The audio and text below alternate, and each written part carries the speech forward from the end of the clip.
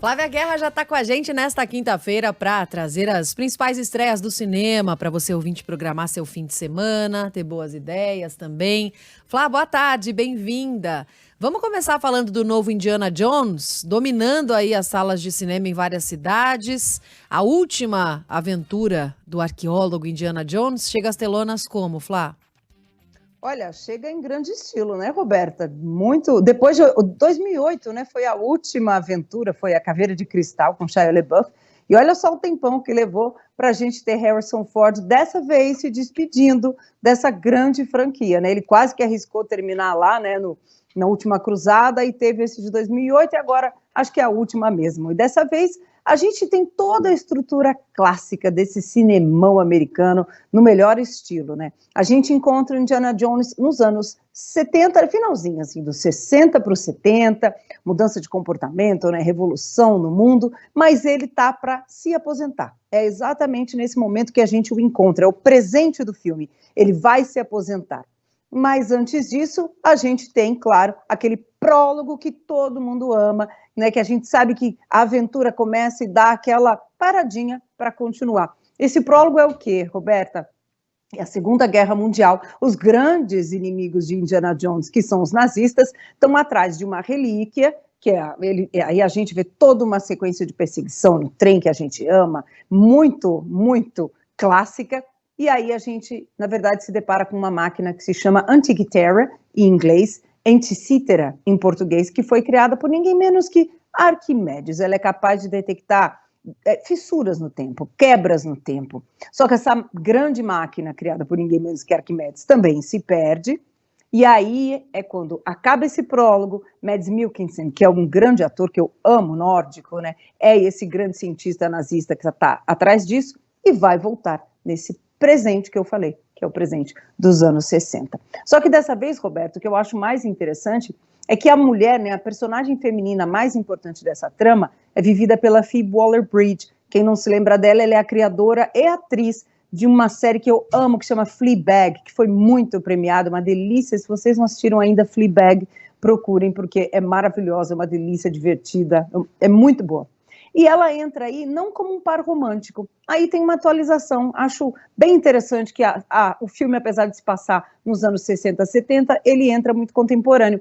Ela não é um par romântico como as outras mulheres dos outros filmes. Ela é a afilhada dele, filha desse grande companheiro que perdeu essa Antikythera junto com ele na Segunda Guerra. E ela está atrás dessa máquina. E ela vai fazer de tudo para conseguir. E eles se juntam, viram uma dupla aí de aventuras, sendo caçada por esses nazistas. Então, Roberto, é interessante ver como é que a franquia se renova, mantém essa ação, claro, no passado. Afinal, Indiana Jones, gente, lembra, lá nos anos 80, a série, né, começou nos anos 1980, 81, com os Caçadores da Arca Perdida.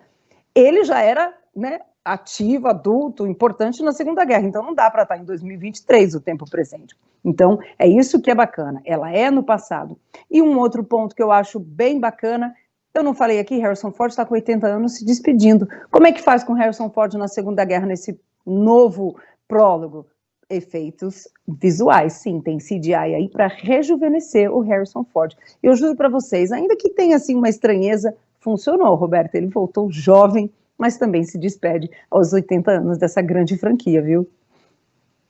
Vamos ficar de olho então, né, Indiana Jones, a Flávia que estava lá em Veneza, também acompanhou em primeira mão, sabe algumas coisinhas.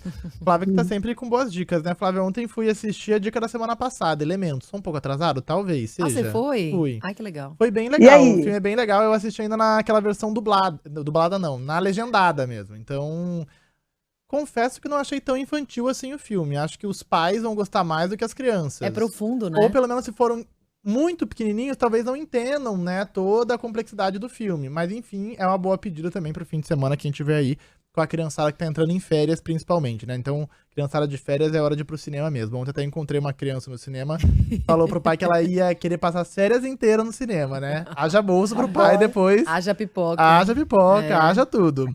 Bom, tem mais dica, né, Flávia? A gente vai falar também de Tinnitus.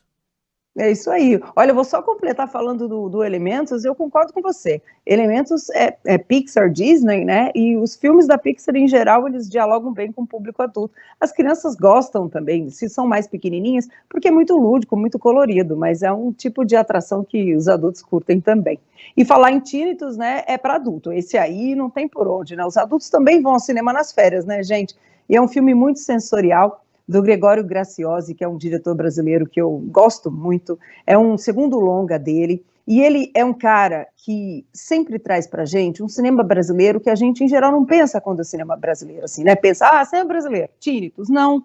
E isso que é legal, porque o cinema brasileiro cada vez tem mais de um tudo.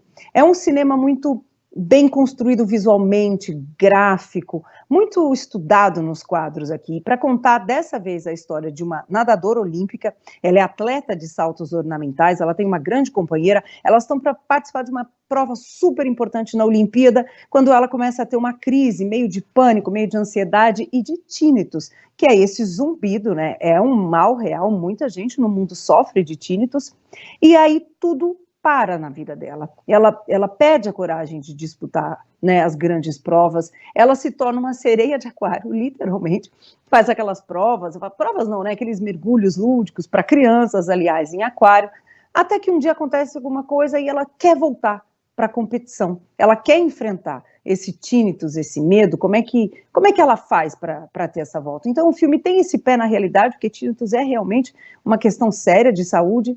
Ao mesmo tempo, tem as questões internas dela. O elenco é lindo, tem ainda um grande ator maravilhoso brasileiro, Antônio Pitanga.